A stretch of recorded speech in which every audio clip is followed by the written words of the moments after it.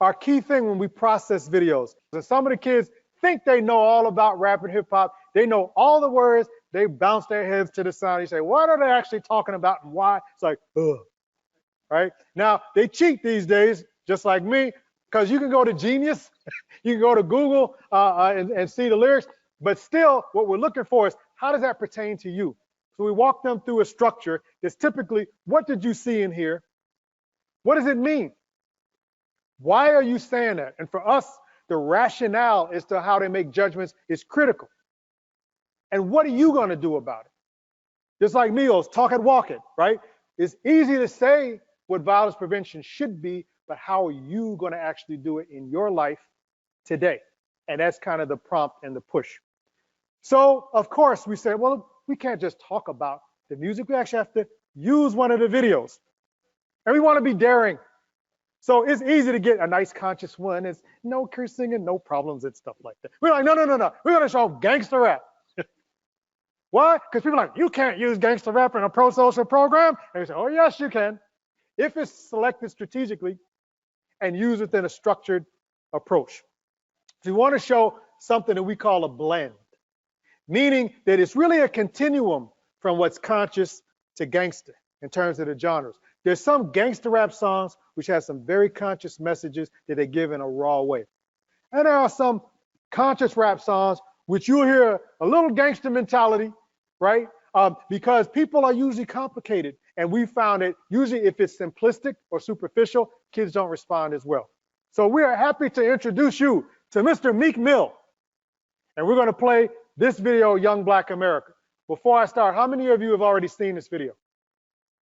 Good. So we're going to watch it again from a critical perspective, and then we'll discuss.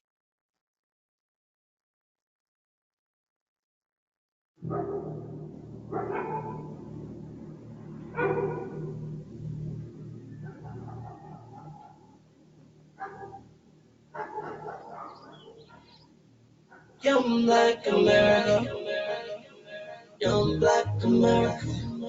Let me get a song. Young Black America, Young Black America, Young Black America, Young Black America, Young Black America.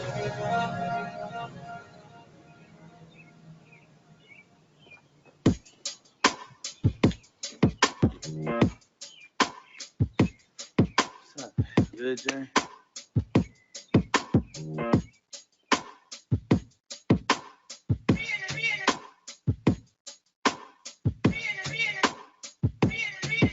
Yeah, I was on that corner, trying to get my coins up. Coppers run up on us and we turn to Jackie Joyner. White man kill a black man, they never support us. Black man kill a white man, they gon' start a war. Honesty was tore up, Sipping on that absolute. Young niggas brainwashed, they just wanna rap and hoop. Could've been a lawyer until they came and shackled you. Fellas on your record, so them jobs ain't getting back at you. Them kids ain't eat yet, so you can't even sleep yet. That's the only thing we ever saw. We repeat that.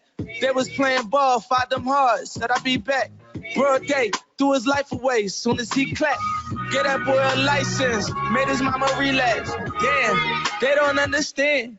Coming from the bottom, it's so hard to make a plan. Know them kids beefing, they let it get out of hand. OGs never told us nothing in advance. Y'all niggas killing young niggas, shit is like the Klan, I said. Told my young nigga, you the man, I said. You don't wanna end up like my man, hot man, praying 5 times a day, prostration on his head, screaming, inshallah, that he'll make it to the feds. Caught up in the system, told about all these niggas, how they ain't even with him. Said that they would ride or die, but it ain't even in them. Always posting on the gram, they ain't sending pictures. Never answer when you call, but answer for them bitches. Got you thinking twice, damn, I should have been a witness. That's none of my business, just telling my story. All guts, no glory. Been going on before me, with slaves in the 40s, still slaves in the present. No toys for Christmas, ain't get us no presents. Only made us evil, made us hungry, made us desperate. Youngin' in the 9th grade, he got a Smith & Wesson. Grew up with the goons, now he need protection. He dropped out of school, then he got arrested. Lord with a blessing. I just hope he learned his lesson. They taught us if we go to jail, we would be respected. They taught us if we make a sale, we will run a check-in. Throwing rock out in that field, we got intercepted. He stumbled, he fumbled. Young niggas just rumble. They told you to hustle. Them niggas don't love you. Young black American, nah, nah. Wanna live like the fair skin, nah, nah. Fall to the paradigm, nah, nah. Occupied on that Maryland, nah, nah. The prophecies of the wild nigga, no church. My uncle said stop bitching, nigga, no skirts. It's kinda crazy, there's another world on the other side of town. Pastor rolling up in that rose, pulling up in that Holy Ghost, preaching while niggas dying by the Bible code. The destruction, the hate, the destruction, my faith, my prayers, my faith will never be the same. Young black America, young black America, young black America. Black America. Why do you have to live? You're living in poverty. Your schools are no good. You have no job. Young black Your youth is unemployed. Young black America. Young black America. Young black America. Young black America.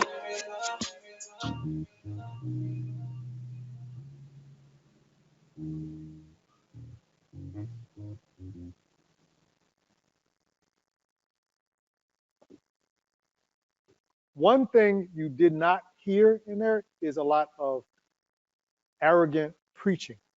So this is one of the things I found with gangster rappers. They're very explicitly and artfully describing a reality without sounding preachy. Another image that's in there is young men talking to each other versus someone like us talking to them. And it kind of giving them some street knowledge, right? Which can map onto, look at those scenarios, look at the struggles, look what can happen. There's lots of gunplay. They're kind of telling them about the street, but in such a way that it doesn't appear to glamorize it, but it's right up on that edge of saying, but I can discuss that mentality and those experiences in a way that's real and raw that you can connect with. Does that make sense to people?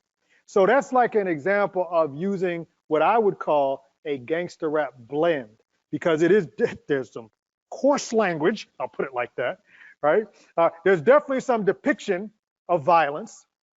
It's also a message that it is in service of that some young people would be more inclined to listen to than something which may be a little bit more sterile and straightforward.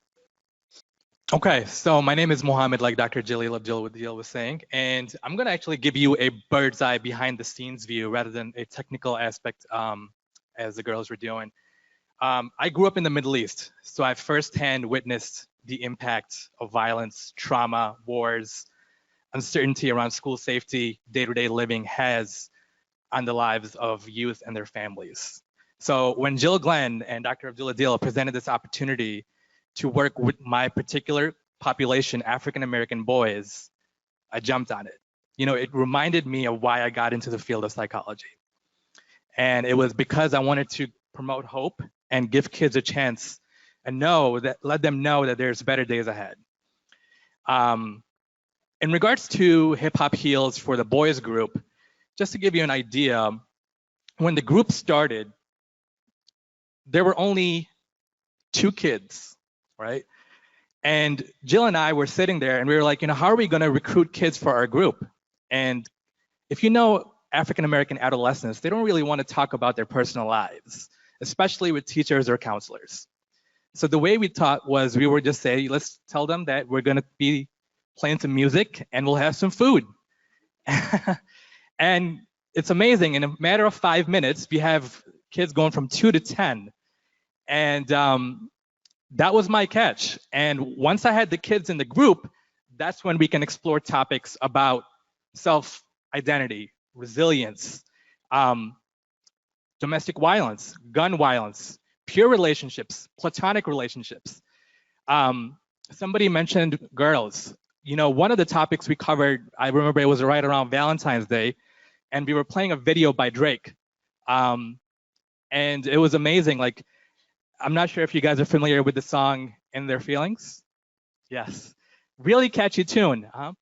So the boys, when they were listening to the music, they were like, wow, this is a really catchy song, but they didn't really know what it meant. And by the time we were done with the video, they were like, you know what?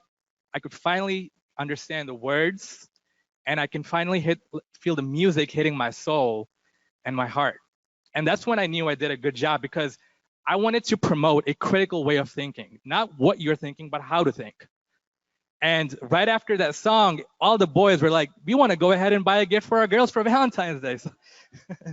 So that's what I would just remind people is hip hop is a untapped medium to really reach this population. It has a lot of potential. And one thing I would just leave with is always just remind yourself why you got into the field. You know, my good friend Charles Barrett always tells me, Muhammad, it's always about the children. And if kids can trust you, they will listen to what you have to say. And they don't really care how much you know. I learned that the hard way. They don't really care how much you know or what kind of knowledge you have until they realize how much you care. And once they realize how much you care for them, then they can have conversation with you.